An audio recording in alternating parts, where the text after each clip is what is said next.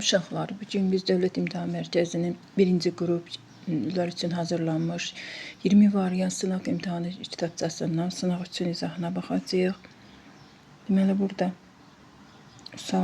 mövzularımız məhlullar, elektrodissosiasiya, hidroliz, oksidlər, turşular, əsaslar və bax bu bölmədən də burada. Deməli, başladıq uşaqlar. Bizə nə deyir burada birinci sualda? Sink oksid və silisium üçün ümumi olan nədir? Biz bilirik ki, uşaqlar, burada sink oksid amfiter oksiddir, silisium turşu oksididir. Natrium OH ilə reaksiyaya daxil olur. Deməli, amfiter oksidlərində, turşu oksidlərində natrium hidroksidlə reaksiyası var, düzgün fikirdir. Su ilə reaksiyaya daxil olmur. Silisium üçün də sink oksidində su ilə reaksiyası yoxdur. Bu da düzgün fikirdir. Xlorid turşusu ilə reaksiyaya daxil olur. Biz bilirik ki, turşu oksidi, turşu ilə reaksiyası yoxdur. Sink oksidinin xlorid turşusu reaksiyası var. Ümumi olan fikir dediyi üçün biz burada bunu götürə bilmirik. Ona görə burada variant 1, deməli 2D variantı. Sonra baxaq, nədir suallarımıza? Tərkibində 2 mol X və 1 mol sulfat turşusu olan məhlulə qarışdırıldıqda normal duz alınırsa X hansı maddələr ola bilər? Baxın uşaqlar, biz yazaq burada. Burada 2 mol bizə 2 mol X və 1 mol sulfat turşusu verilib.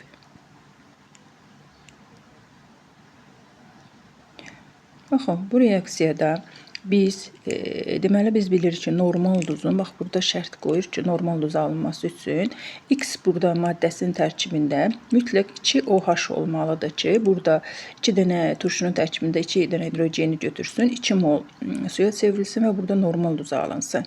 Çünki normal duzun alınması şərti odur ki, mütləq reaksiyaya daxil olan əsas və turşunun tərkibində deməli, OH-ların və hidrogen atomlarının sayı bir-birinə bərabər olmalı. Ona görə natrium hidroksidi götürə bilərik. Çünki natrium hidroksidi, məsələn, burada biz reaksiyanı baxaq, bir dənə nümunə yazaq.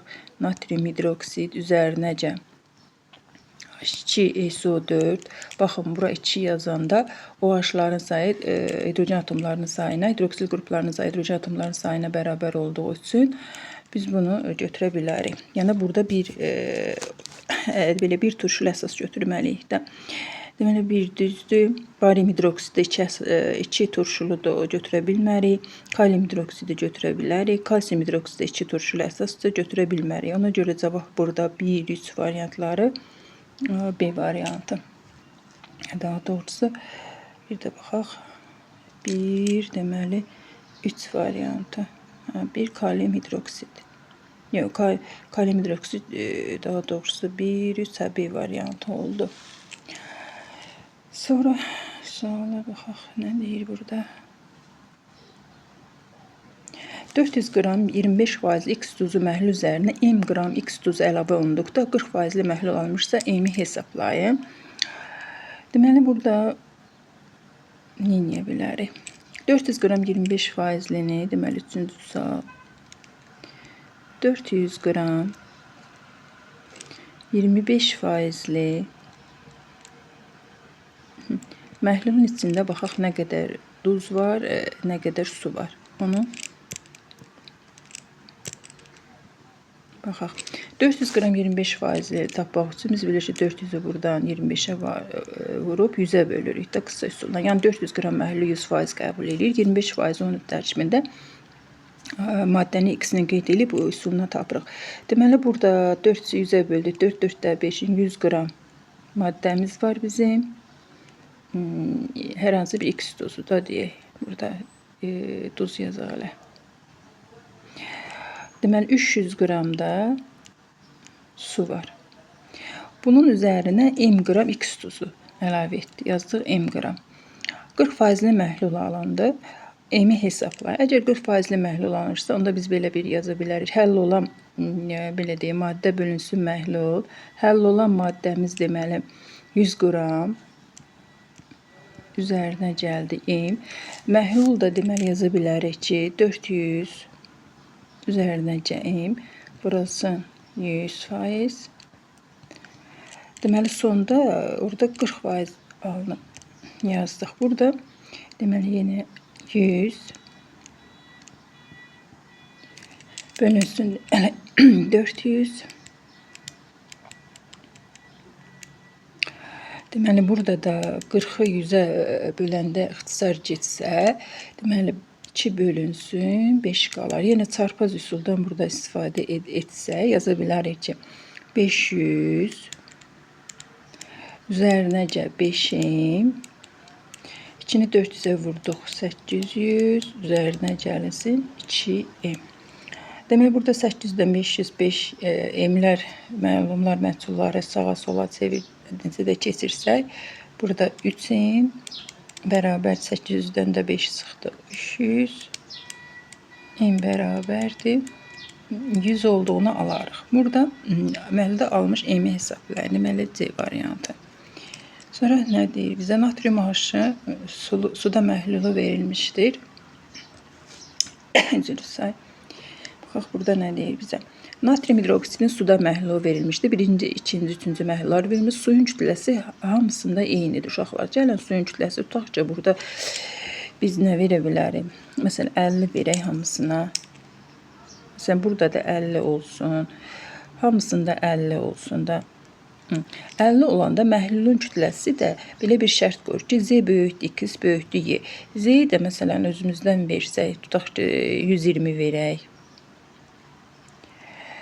X-dən böyükdürsə bunu 100 verək, məsələn bunu da 80 verək.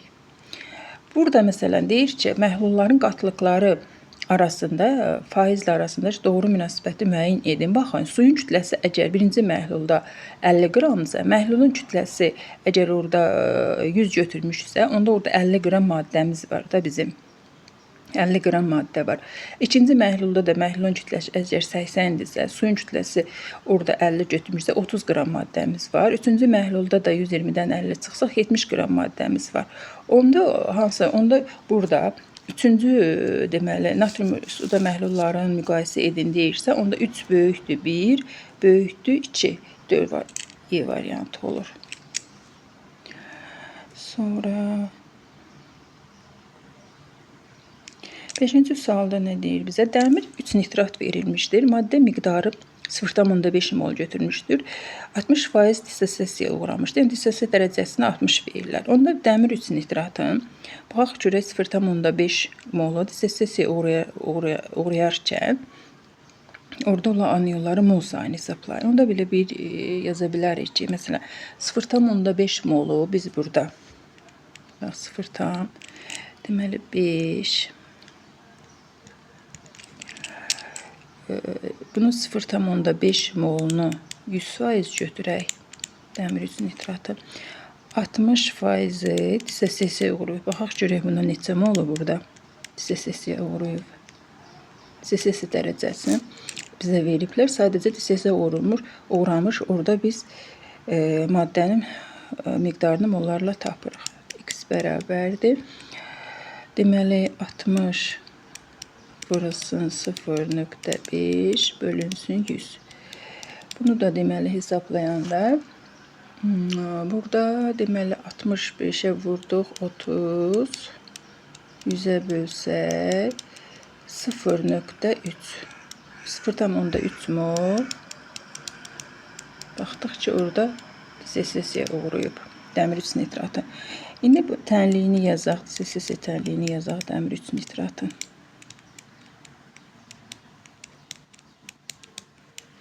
Deməli, ferum 3 müsbət, üzərinəcə 3 mol, NO3 mənfi. Baxın, 1 mol burada dissosiyaya uğrayanda, burada 3 mol NO3 ayrılır. Bəs onda 0,3 mol dəmir 3 nitrat dissosiyaya uğrayanda X mol, çünki burada aniyonlardan söhbət gedir, ona görə aniyonu tapırıq. X mol orada aniyon ağırladı. Buradan da X bərabərdir 0,4 mol olduğunu tapırıq. Deməli, baxırıq B variantı. Sonra 6-cı sualda eyni mol sayda götürmüş əsaslardan hansının bir molunun tam neytrallaşmasını daha çox miqdarda nitrat turşusu sərf olunur. Biz bilirik ki, kalsium hidroksitdə 2 OH var, kalium hidroksitdə 1 OH, alüminium hidroksitdə 3 OH, sink hidroksitdə 2 OH, yəni sink hidroksit 2 turşuludur, natrium hidroksit 1 turşuludur. Alüminium hidroksitdə 3 OH olduğu üçün onun neytrallaşmasına daha çox mol nitrat turşusu, yəni 3 mol nitrat turşusu sərf olunacaq orada. Tam neytrallaşması özündə də həmişə deyirəm uşaqlar, mütləq normal doz alınır. Deməli, burada ən çox OH-ı, yəni hidroksid qrupları çox olan variantı götürürük ki, onun deməli neytrallaşmasına daha çox nitrat turşusu sərf olunur. Deməli, 7-də XY duzları verilmişdir. Hidroliz tipi katyona görə, anyona görə. Biz məsələn, birinci uşaqlarla bir variantında baxın. Biz əgər X-i, dəmir, 2, dəmir 3, deməli sulfat, Y maddəmiz də orada bizim kalium karbonat.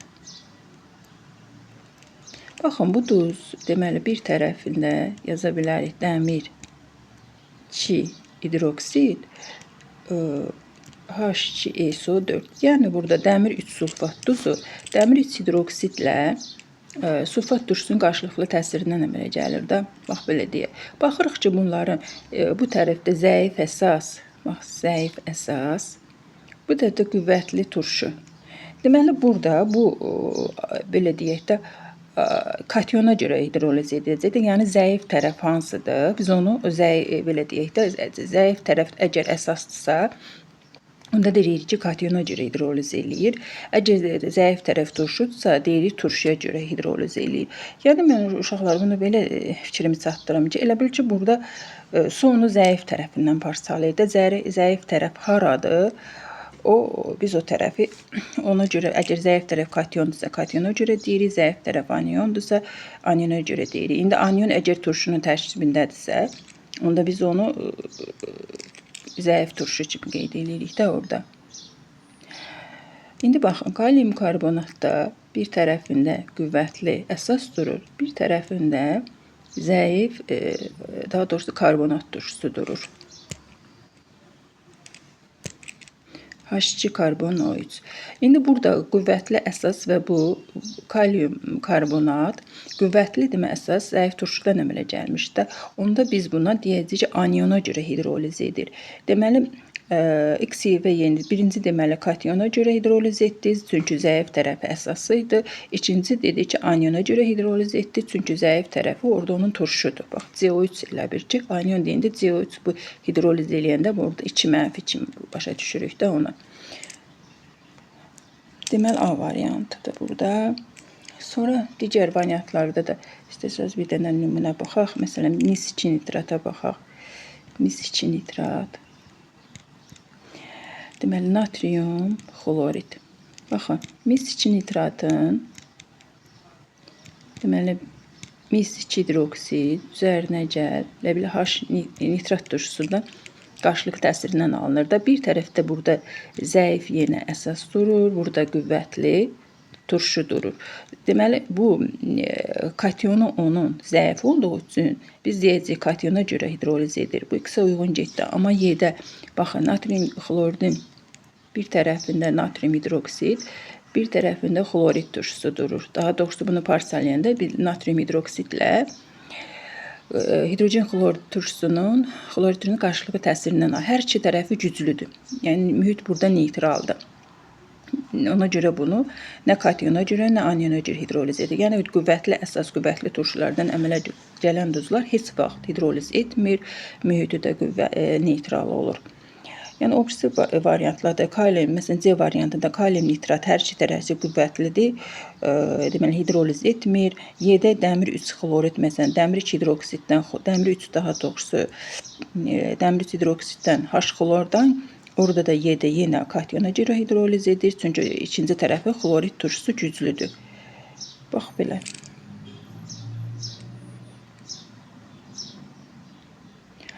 Sonra deməli, baxaq, suda məhlulun 8-ci suala baxaq burada. Suda məhlulunda sabit elektrik cərəyanı keçirdikdə katodda suyun reduksiyası, anodda suyun oksiləşməsi baş verən dozları müəyyən edin. Uşaqlar belə testləri eləyəndə biz hər iki tərəfi duz götürür. Elə duzu götürməliyik ki, oksigenli olsun, hər iki tərəfi güclü olsun da, həm güclü turşu tərəfi olsun, güclü tərəfi əsas olsun.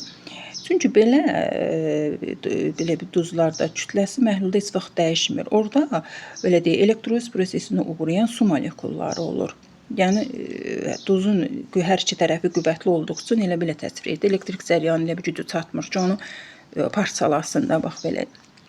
Lori dildə deyək. Ona görə burada biz hər iki tərəfi güclü olan belə bir əsas tərəfi də güclü olsun, turşu tərəfi də güclü olsun, duz götürməliyik. Mütləq hər iki tərəfdə oksigenli, deməli, mütləq turşu da oksigenli olmalıdır.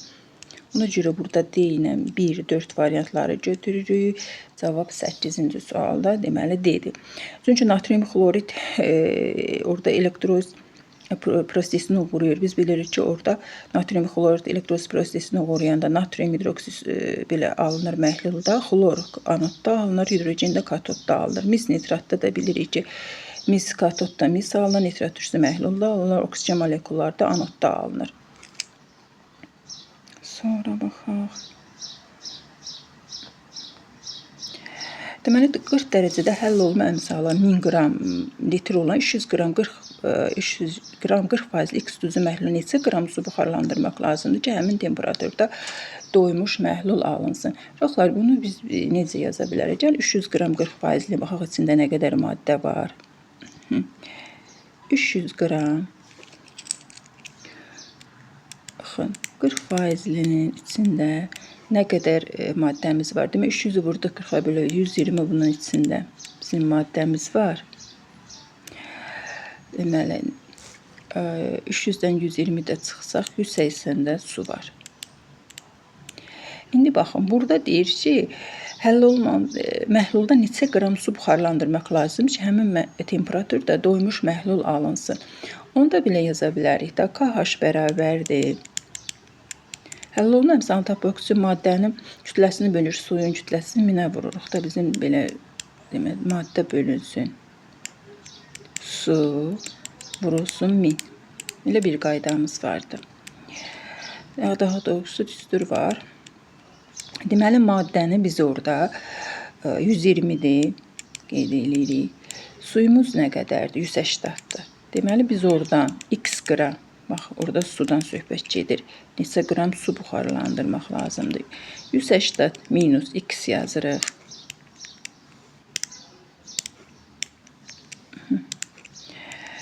Deməli, vurulsun 1000 bərabərdir 1000. Çünki bax, şərt qoyur ki, həll olma əmsalı mütləq 1000 olmalıdır. Bu tənliyi, daha doğrusu bu tənliyi həll etsək biz, onda yaza bilərik ki, KH bərabərdir 120 bölünsün 180 minus 2, 1000-i 1000-ə böldük, 1 ala bilərik. Buradan da yenə çarpaz üsuluna 180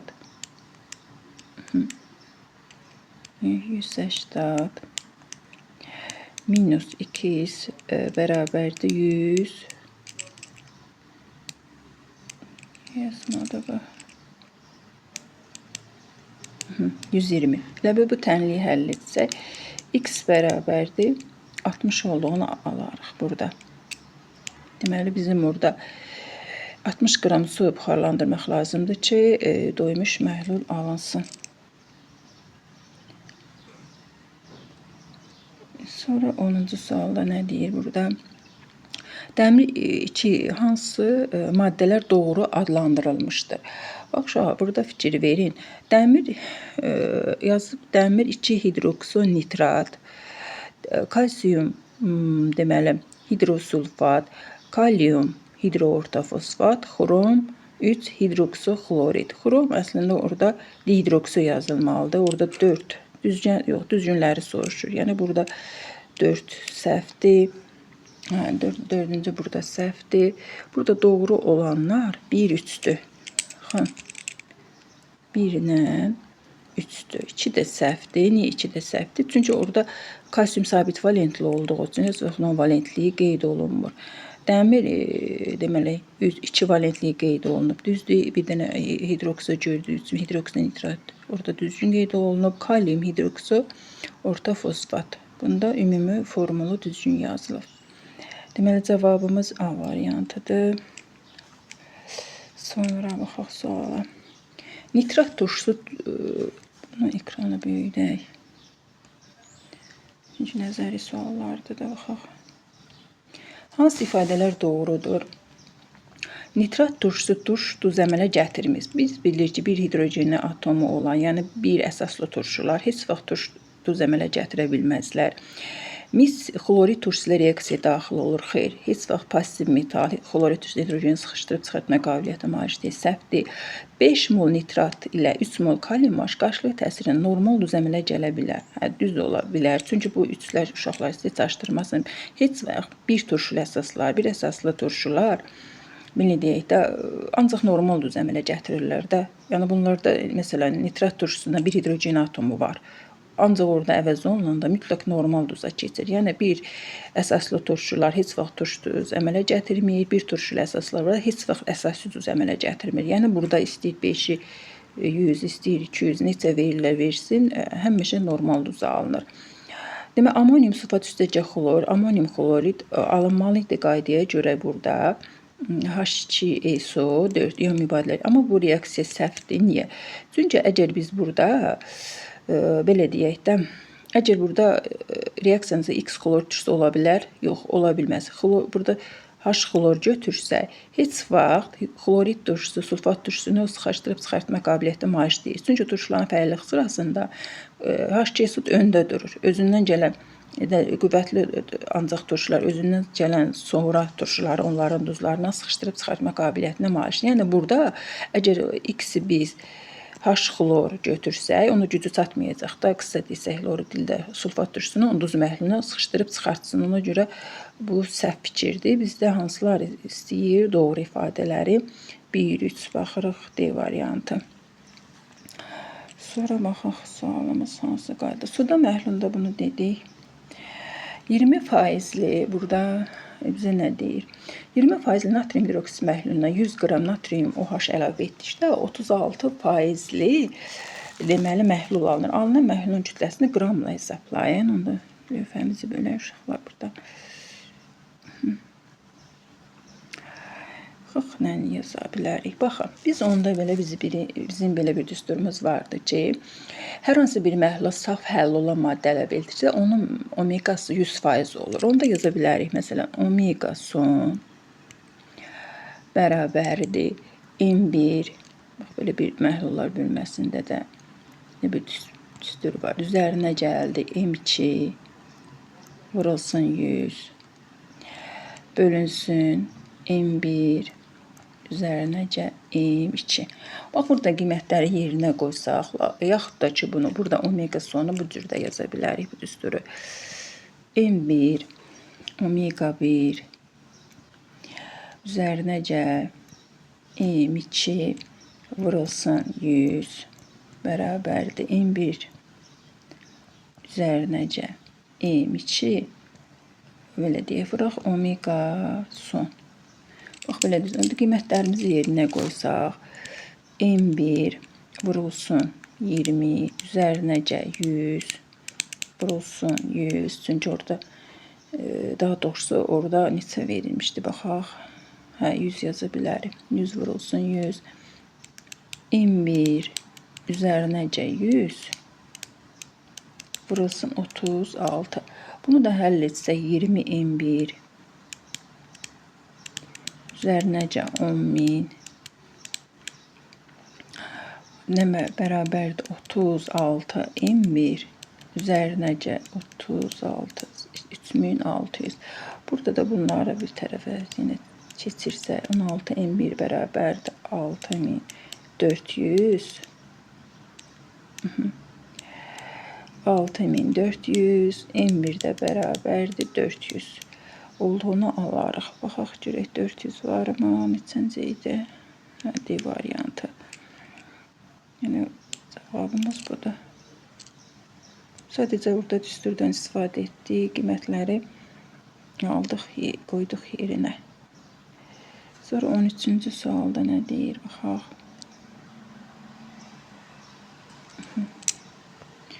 Hansı duzun suda məhlul elektrolizində duzun kütləsi dəyişmir? Biz bunu bayaq da dedik ki, elektrolizdə duzun kütləsi dəyişməyənlər, yəni belə deyək, elektroliz prosesinə uğrayan onda su molekulları olur ki, katodda, anodda ancaq H2O2 alınır. Yəni hər iki tərəfi qüvvətli olan oksigenli duzlara götürürük belə tipli testlərdə. Məsələn, burada B-dir. Elə bil bax, fikir verin, kalium nitratı yazanda bunun bir tərəfində kalium OH durur. Yəni bu kalium hidroksidlə nitrat turşusunun qarşılıqlı təsirindən alınır da. Baxın, hər iki tərəfi güclüdür. Hər iki tərəfi qüvvətli, əsas qüvvətli turşudan əmələ gələn belə normal duzlar mütləq bir də qeyd edirəm, mütləq oksigenli olmalıdır. Heç vaxt elektroliz prosesinə uğramır. Yəni orada elektroliz prosesinə uğrayan su molekulları olur. Sonra baxın, yəni bu tipli test, məsələn, bu kalsium SO4 ola bilər, kalium nitrat ola bilər. Bax, yəni bu cür tipli testlərdə bu qaydaya fikir versəz, düzgün taparsınız. Mis2 sulfatın suda məhlulsun hansı ifadələr doğrudur? Mis2 sulfat biz bilirik ki, suda həll olan duzdur. Suda həll olan duzlar elektrolitdə elektrik cəryanını keçirir, düzdür. Qələvi mühit yaranır. Baxın. Mis SO4-də burada baxın, bir tərəfində hidroksid var, bir tərəfində H2SO4 var. Burada zəif deməli əsasdır. Burada da qüvvətli turşudur. Xeyr, burada turş mühit yaranır, qələvi mühit yaranmır. Sonra turş mühit yaranır. Düzdür, kationların sayı anionların sayına bərabərdir. Dissosiasiya edəndə kation anionların sayı bir-birinə bərabər olur. Bizdə də düzgün ifadələri soruşduğu üçün baxırıq hansılarda 3-4. 3-4C variantı. Sonra baxaq. C variantı yox. 1. Turş mühit yaranır. Düzdür, kation anionların sayı bir-birinə bərabər. Niyə ki, elektrik cəryanı iki cavabında burada mis2 sulfatdan bir də baxaq. 14, 1, 3. 1, 3'dür burada daha doğrusu. Uşaqlar burada. Deməli, baxaq, 14'də burada deməli B variantıdır. Burada kation sayı anionların sayına bərabər deyil, böyük işarəsi uşaqlar. Mən buna fikir vermirəm. Ona görə bu variant burada səhvdir. Burada kation anionlar böyükdür, qoyun. Mən bərabər kimi onu başa düşdüm. Sonra 14 dedik. Eylerimin diaqramına uyğun bəndləri 18-ci suala baxırıq. Deməli, Eylerimin diaqramına uyğun bəndləri müəyyən edir. Aniona görə hidroliz, kationa görə hidroliz edir. Baxaq. Deməli, aniona görə hidroliz deyirsə, biz zəif tərəf axtarmalıyıq da. Natrium sulfidin bir tərəfində qüvvətli əsas durur, bir tərəfində zəif turşu durur. Ona görə bu aniona görə hidroliz edir. Biri atdıq bura. Amonium karbonatda hər iki tərəf zəifdir. Amonium hidroksid üstəgə H2 karbonat kimi yazsaq, bunu hər iki tərəfi zəif olduğu üçün həm kationa görə, həm aniona görə hidroliz edir. Yazdıq bura. Sink xlorid də sink hidroksidi zəif əsas qüvvətli turşudan əmələ gəlir. Bu kationa görə hidroliz edir. Deməli 3 getdi bura. Sonra natrium 3PO4-də natrium hidroksid qüvvətli əsasda H3PO4 zəif turşudur. Bu da zəif tərəfi baxırıq turşudur da aniona görə hidroliz edir. 4 da yazdıq bura. Baxırıq 1, 4. 1, 4. 3-ün adlı heç axtarmalıyıq. 1, 4. Burada B variantıdır. Deməli 18-də B variantı. Sonra baxaq 17-ci sualımız etmişdik. Etməmişik deyəsən, baxarıq o hansı sualdır.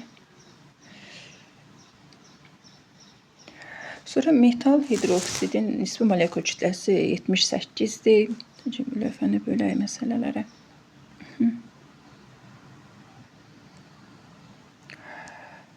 Baxaq, burada nə deyir?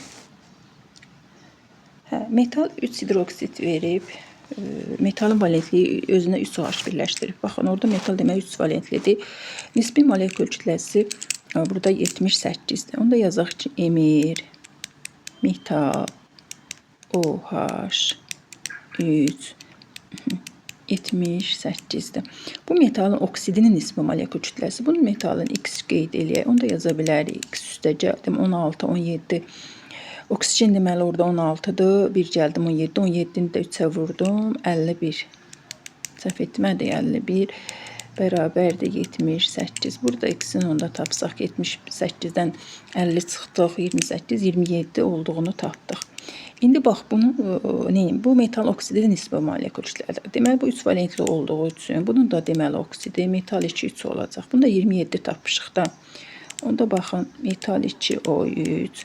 Bunun da deməli burada metalın 27 olduğunu tapdıq. Onda bunun emirini hesablasaq. Oksigende 16'da da 2 vurulsun 27, üzərinə düşdə də 3 vurulsun 16 bərabərdir 54, üzərinə gəl 54'ün də üzərinə gəlsək 3'dən 48 bərabərdir. Deməli 8, 4, 2 yazaq. Bir yadda 5, 9, 102. Baxırıq 102 variantı, D variantı. Deməli bunun həmin metalın nisbi molekul kütləsi 102 imiş. Sonra baxaq 19'dan nə deyir burada? 16, 15 deyil. Hansı maddələr tütün su ilə qarışdıqda eyni maddənin məhlulu alınmır. Baxın, N2O5 nitrat turşusu veribsə, əgər N2O5 nitrat turşusunu hər ikisini su ilə qarışdıranda, burada N2O5, bax birincidə, su ilə reaksiyası verəcək HNO3. Bu eyni maddənin məhlulu alınacaq. Natrium ikinci üçündən yazsaq, məsələn, natrium 2 oksid də burada su ilə reaksiya daxil olub. Natrium hidroksid verəcək. Burada da eyni maddənin məhlulları alınacaq.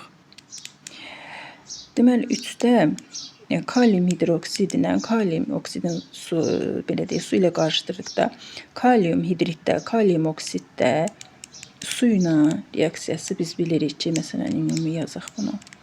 Kalium 2 üzərinə su deməli alınır kalium hidrit. Təhlükəsiz oldu yenə. Kalium hidrit. Deməli burada alınır kalium OH. Hər ikisinin burada deməli eyni maddənin məhlulu alınır. Amma 4'də NO üstə gəl. Bax belə reaksiya yoxdur. NO üstünə gəl. Nitrit turşusu. Çünki bu səhvdir. Niyə səhvdir? Çünki NO burada duz əmələ gətirməyən oksiddir də. Yəni belə reaksiya heç vaxt getmir, bizə alınmır deyir. Alınmır deyirsə yalnız 4, yalnız 4'də D variantı. Sonra baxaq. Reaksiyalardan alınan normal duzlardan hansıları suda yaxşı həll olur? Baxın orada böyüdək yenə.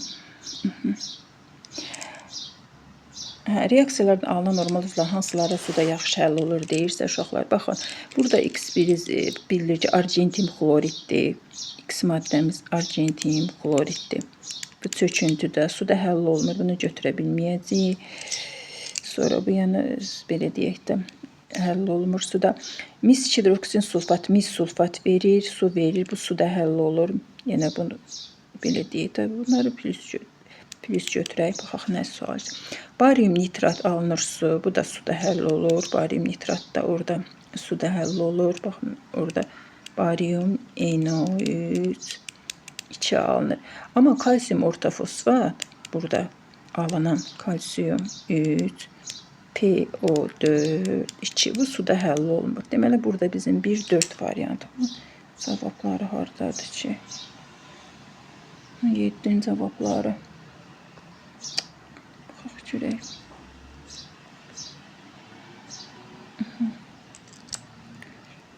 Bax 17'nin cavabı 9, 10, 11, 12. Lakin 17'nin cavabı da burada. Səhv etmirəm B idi. Uşaqlar qeyd eləmişlər. Məncə B idi burada. Eylervini həll etdik. İndi gecə 19-cu sualı. 19'da baxaq bizdən nə istəyir burada. Bu məsələləri axıra saxlayaq, lövhəni böləcəyik. Onda bu nəzəri suallara baxaq. X üstəgə dəmir sifət məhlulu alınır. Dəmir X metalını müəyyən edir. Yəni bu metalların aktivlik sırasında da biz deyirik ki, maqneziumla başlayan hər bir metal özündən sonraki metalı 10 duz məhlulunu sıxışdırıb çıxartı qaydasını xatırlamalıyıq. Burada sıxışdırıb çıxartmalı da D variantıdır. Əgər burada X-in yerində sink dursa, sink dəmirdən aktivdir də və o Bekedovun tərtib etdiyi metalların elektro-kimyəvi gərginlik sırasını yadımıza salsaq. Çünki natriumun ferri SO4-dən bilirik ki, heç vaxt dəmiri sıxışdırıb çıxartmaz. Orada alınır natrium OH, H2, dəmir sulfat. Yəni orada sulu məhlul dediyi üçün natrium orada məhluldaşı su ilə reaksiyaya daxil olub, dəmir 2 hidroksid H2 verir. Bir də alınır natrium 2 SO4, yəni fərqli məhsullar alınır. Argentin sıxışdırıb çıxarda bilməz passivdir, mis də passivdir, qurğuşun da passivdir. Yəni burada uyğun variant D variantıdır. Eyni mol miqdarında götürülmüş 21-ci suala baxırıq. Eyni mol miqdarda götürülmüş hansı duzların tam dissosiyasına eyni sayda iyon alınır deyə. Kalium nitrat məsələn dissosiyası edəndə biz bilirik ki, kalium müsbət iyonu özü burada 2 dənə alınır. Natrium 3 PO4-də 4 dənədir. Çünki dissosiyasını bir dənə yazaq uşaqlar. Deyirik natrium 3 PO4, baxın dissosiyası etdi 3 natriuma, üzərinəcə PO4, 3 mənfi. Baxın burada 3, 1. Toplamı 4 etdi. Burada dəmir 2 xlor anion alınır. 1 dəmir katyonu etdi. 3.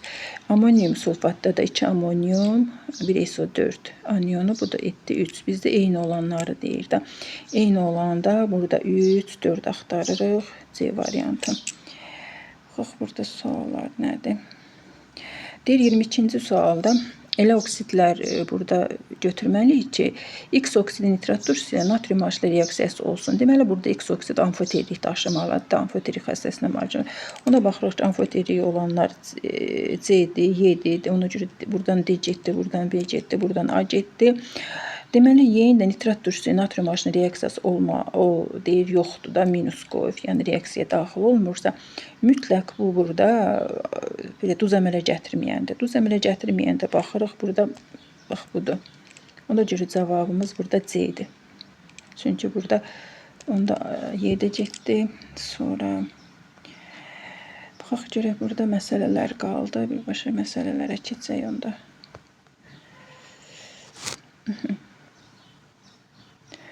İndi baxın, burada 26-cı sualda nə deyil? Mis 2 oksid maddə miqdarı verib, maddələrin kütləsi cəmi 200 qram verib. Bölək lövhəmizi.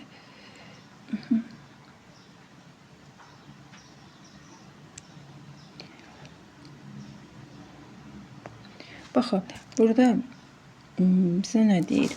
Mis 2 oksidin mol miqdarı burada yazaq. Mis 2 oksid üzərinəcə XO2. Deməli, 1 mol qar, 200 qram yazaq. Hər ikisindən 200 qram veriblər. Mol miqdarı bunun 1-dir, XO2-də 2 moldur. Burada X-in nisbi atom kütləsini istəyir bizə. Mis 2 oksidin, deməli, emirini hesablasaq, bu eləyir 80. Deməli, baxın, emir, mis, oksid bərabərdir 80.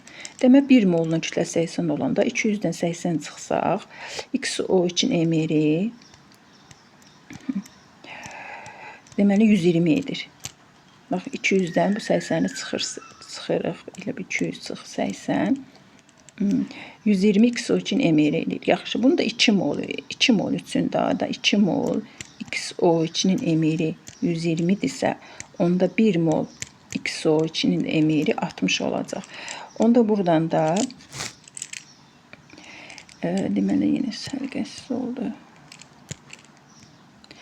Emiri yenə burada X-dir, bu da 16-da qeyd edilsə, X üstəcə 32 bərabərdir 60. 60-dan da 30 çıxdıq, 30, 28. Deməli, burada X-in A yeri 28-dir. Neçənci sual idi bu? X-in 28 yazdıq, bura 28. 27-ci sualda nə deyir? Turş duz, normal duz, əsaslı duz, reaksiyaya daxil olan maddələr. Biz bilirik ki, turş duz alınması üçün orada hidrogen atomların sayı OH-ın sayından çox olmalıdır. İndi baxaq burada. Turş duz alınması üçün baxaq. Əgər B-də 2 mol H, 1 mol H götürmüşümsə, deməli, burada mütləq, deməli, baxaq, düzək. Kalium 27-yə, baxaq ki, 1 C, D-dir. Qoy fikrimi toparlayayım, sonra izah edim uşaqlar. 1-ə C-dir, Sonra deməli 2-yə B-yi, sonra da 3-ə A gedir. Məsələn, A-da baxın. Orada niyə A gedir? Baxın, 1 mol dəmir hidroq 3 H var, burada 2 H var. Mütləq o H-lar orada H-lardan çoxdur da. Ona görə əsası düz alınır. 2-də deməli B normal düz alınır. Niyə normal düz alınır? Baxın, o H-ların sayı H-ların sayına bərabərdir. Tuş düz alınır. Məsələn, kalsium hidroksid 2 H var. Burada 2-ni vurduqca C variantında 6 dənə H var. Ona görə tuş düz alınır. Qalanlarını da yəqin başa düşdünüz də. Deməli, sonra nə qaldı bu da axırda? Buna yazaq, sonra axırda keçərik ətraflıya. Baxaq görək nə qaldı burada. 19-cu sualımız qalır burada.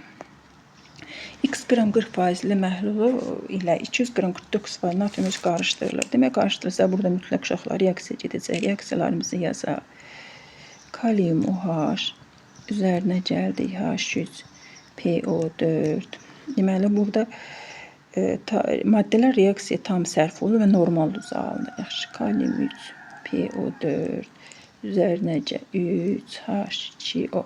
Sonra nə edə bilərik uşaqlar? Burada 19-da normal cavab şərt qoyur ki, burada X-i hesablayın.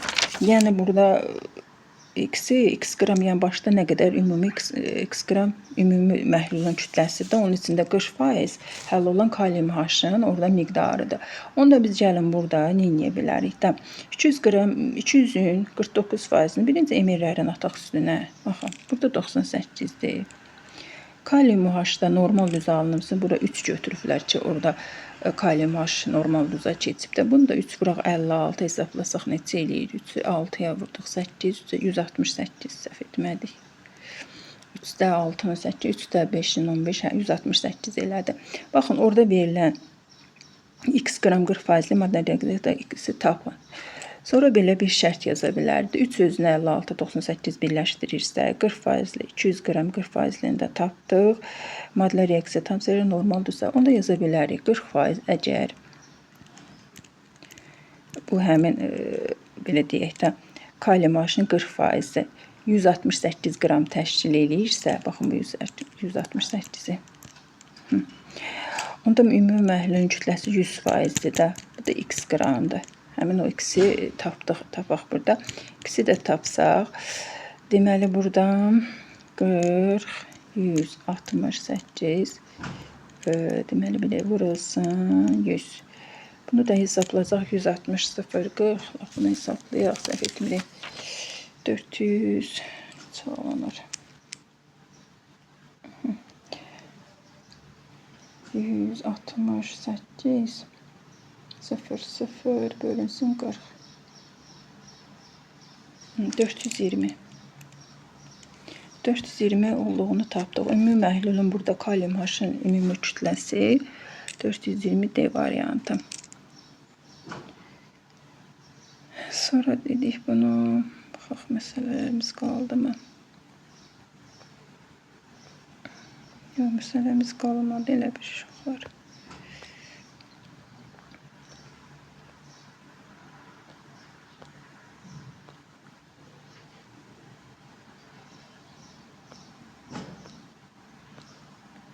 Ya, burada 24 qalıb, 23-cü, 24-də, 23-ə baxaq. 23-də 49 qram H2SO4 verib, 0,25 mol XOH verib. Reaksiyanı yazaq. Çünki burada əsas və turşudur da reaksiya gedəcək. Üzərinə gəl. H2SO4. Burada reaksiya alınan tuş duz deyir. Uşaqlar, baxın, orada diqqətli tuş duz bizə şərti qoyub, baxın.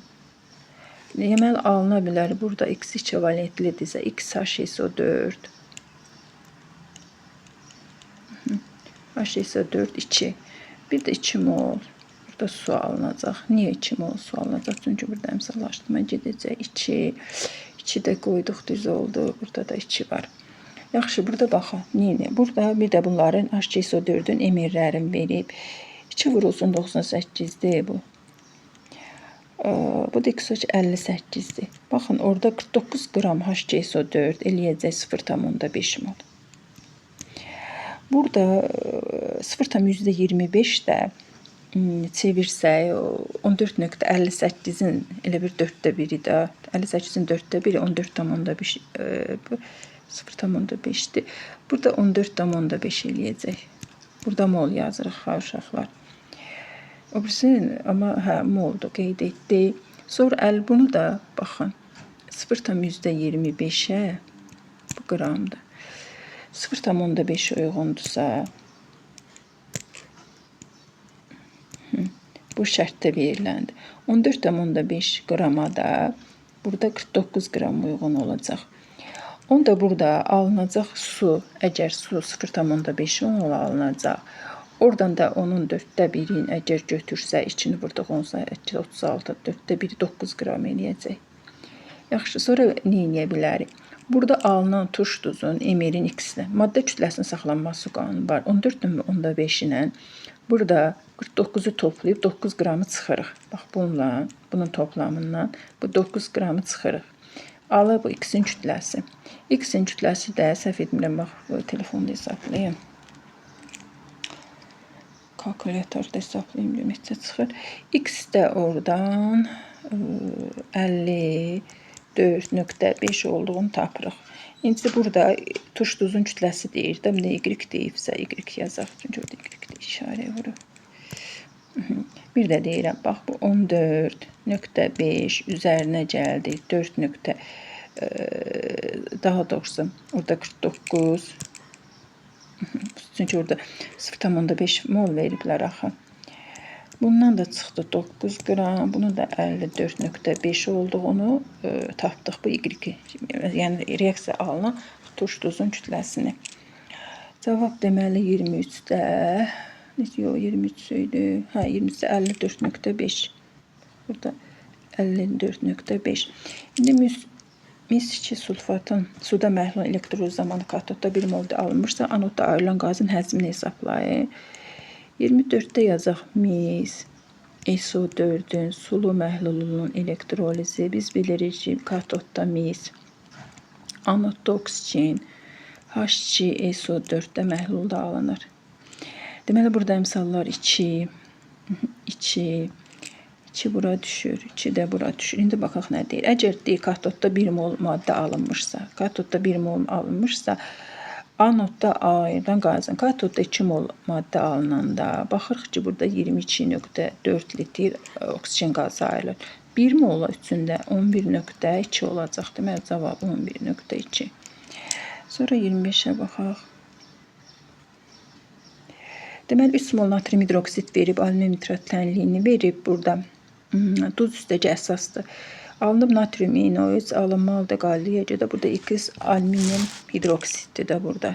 X-in formulumuzu yazaq. Alüminium OH 3-dür.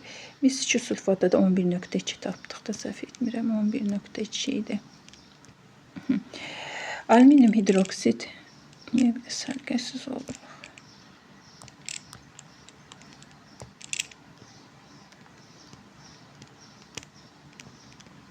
Suallara cavab verir. X maddəsi üçün hansı ifadələr doğrudur? Baxın, burada 3 mol elə əmsallarda bizə rahat verilir. Əmsallar biz bir duz üstəgə əsas o zaman reaksiya gedir ki, alınan maddələrdən alınan əsas mütləq çöküntü olmalıdır. Biz de bir alüminium hidroksid çöküntüdə həlməyə şey bence belə çöküntü sayılır da. Suda həll olmur. 3 turşulu əsasdır, düzdür. Suda yaxşı həll olur, xeyr, səhvdir. Amfoter hidroksiddir, düzdür. Çünki qızdırıldıqda parçalanır, düzdür. Qızdırıldıqda parçalanır. Bir də ki, suda həll olmayan hidroksidlər, amfoter hidroksidlər suda parçalanır. Ona görə cavab burada 1, 3, 4 götürürük. Sonra baxaq, ətraflara baxaq. Burada beynəlxalq nomenklaturaya əsasən bunların adlarını, məsələn, onun üstündə işləyək. Yox, burada məsələ də var. Beynəlxalq nomenklaturaya əsasən adların deyirsə, məsələn, duzun formulunu 28-də də necə yaza bilərik? Baxın, orada natrium, dəmir, 3 sulfat verir. Bunu da yaza bilərik. Dəmir, ferum, SO4. Baxın, dəmir 2 valentlidir. Natrium 1 valentlidir. SO4-də 2 dənə hidrogen 2-dir. Burada dəmir 3 deyir, yox. Daha doğrusu dəmir 3 deyirsə, dəmiri biz 3 qeyd eləməliyik. 3 deyir. Baxın, 3-dən 1-in toplamı 4-dür. Sulfat turşusu da 2-dir. Çöp 4 qoysam, 4 4-ə 1, 4 2-yə 2. Mən belə qayda ilə uşaqlara başa salıram. İndi bilmirəm nə dərəcə düzdür. Bir də deyirəm, burada natriumla dəmirin valentliyini toplayırsınız, 4 üstünə ümumi atırsınız.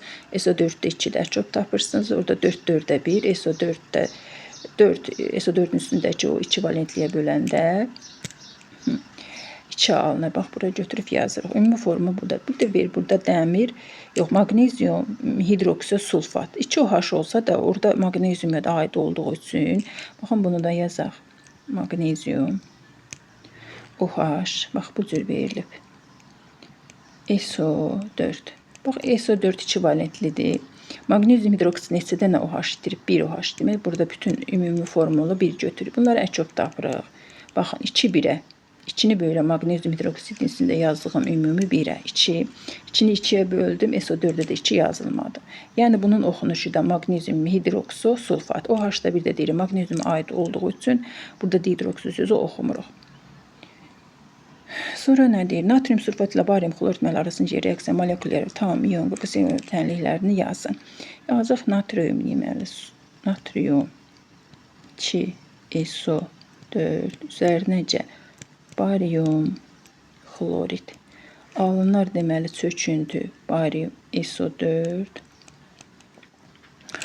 alınır bir də deməli barium natrium xlorid. Natrium xlorid.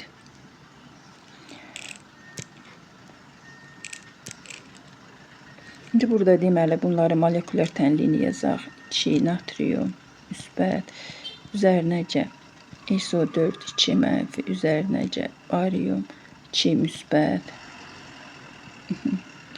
üzərinəcə 2 xlor mənfi alınır deməli barium SO4 çöküntü üzərinəcə natrium üzərinəcə xlor mənfi.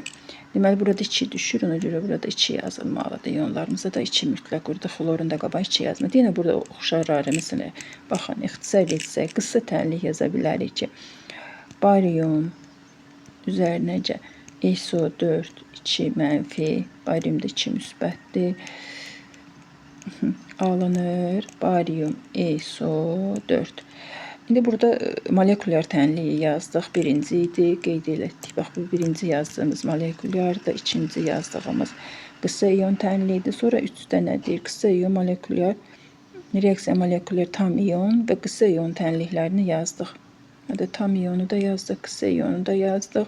Daha doğrusu bu 2 idi, bu 3'dür.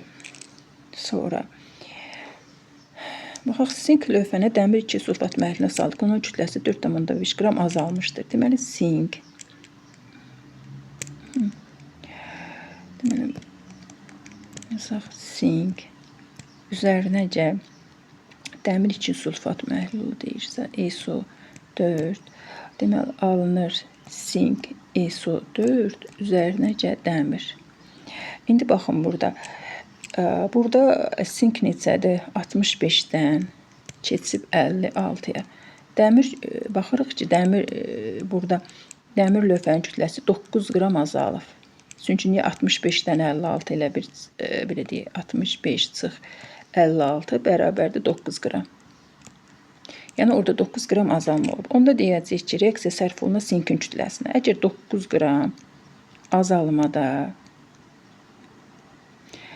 65 qram sink reaksiyaya daxil olub, yaxud sərf olunubsa, orada nə qədər verib? 4,5. 4,5 qram azalmada x qram sink sərf olunacaq. Baxırıq, 9 2 dəfə kiçilib oradan. Onda x-in 65-in də yarısı neçə eləyir? 65-in yarısı 32,4.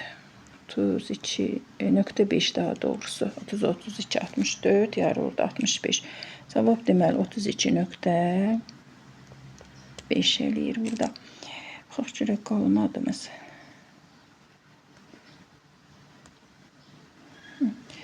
Deməli, qısa iyon tənliklərini qeyd tuzu dedik. Kaliumu həll etdik. Sonra baxaq.